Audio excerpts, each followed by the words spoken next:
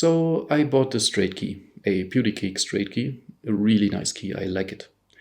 But then I had an issue with it, and I tried to fix it, and I fixed it.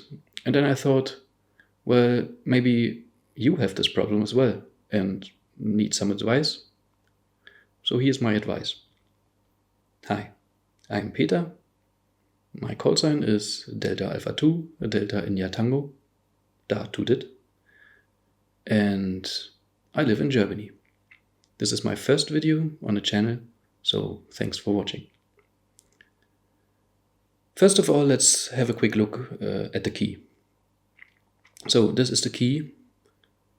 It's really nice and really tiny, and I bought it for POTA activations. So I recently started with POTA, and I started with my old key, a Junker, really heavy, really bulky, but really nice key as well.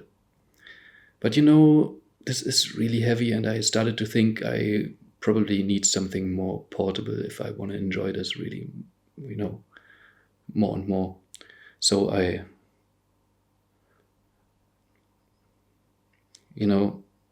somehow we are searching for excuses to buy another key, and well, this was a really good one. And then I bought this key, and I did my first activation with it, and then suddenly I had a really big issue. It's when I send with a key, sometimes from time to time it didn't stop sending when I released the key, and this was really awkward. This was so annoying. Imagine in a QSO with somebody in an activation QRP, barely understanding the people, barely hearing, weak signals, and then you suddenly have a hanger somehow. This is really annoying. So I researched this a bit, and I, first of all, I opened up the key, of course. I like to have a look if there's some loose contact or something. But I didn't find anything. But what I found was that there is nothing in it, in the key. Like compared to my old Junker, which has a capacitor and 2 resistors in it, I found nothing more than cables, contacts, basic electrical stuff, but nothing more. And so I thought, well, this might be a debouncing issue. The key is not debounced, like physically, electrically debounced. And then I thought, well, probably modern transceivers do this with software nowadays, and this shouldn't be an issue. So let's ask other people.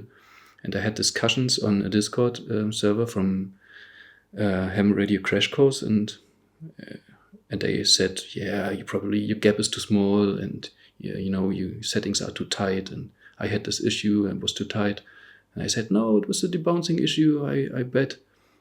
And they said, yeah, okay, let's, debounce your key and see what happens. And then I thought, well, before I debounce my key, I should probably contact the support of Putikeeg. So if they sell this key, they probably had this problem before. And they gave me the advice that I should try grinding down the contacts before I do anything else. Well, that's what I did. I went into my kitchen and got my whetstone out of my cupboard. And, this whetstone is for knives, usually. But it has 2 sides, and one of the sides is really high grit. How you say that? I don't know. 6,000 stone. So I polished the contacts. So I disassembled the key, obviously, and polished the contacts and cleaned it up. And put it all together again, and then, after that, the issue was gone. I didn't have that issue anymore. So here's my fix, here's my advice. If you have the problem, grind down your contacts. Don't grind it down with a 200 sandpaper or something like this, might be more rough than before after this. So use a really, really high grit, high grade, I don't know, sanding paper or whetstone, something to polish metal, and that should be fine. And of course, be careful to be level, and don't grind a really awkward shape into it. But that should be it. That's all. I mean, 2 more words for about the key. It's a really nice key. Go get it.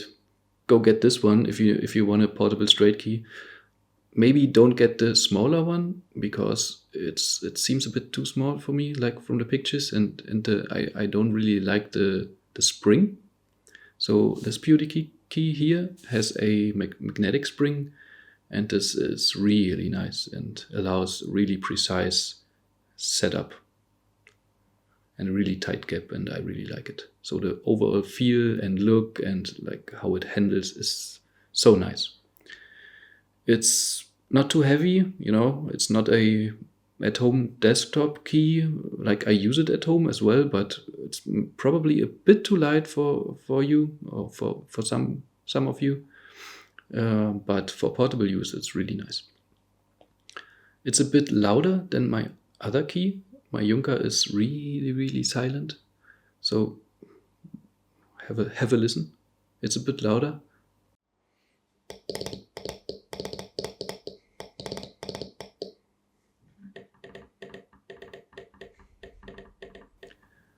But I think in portable use, it shouldn't be any issue. So yeah, that's it. Nothing more to say. Thanks for watching and have a good day, have a good night, whatever. Hello from Germany and 73.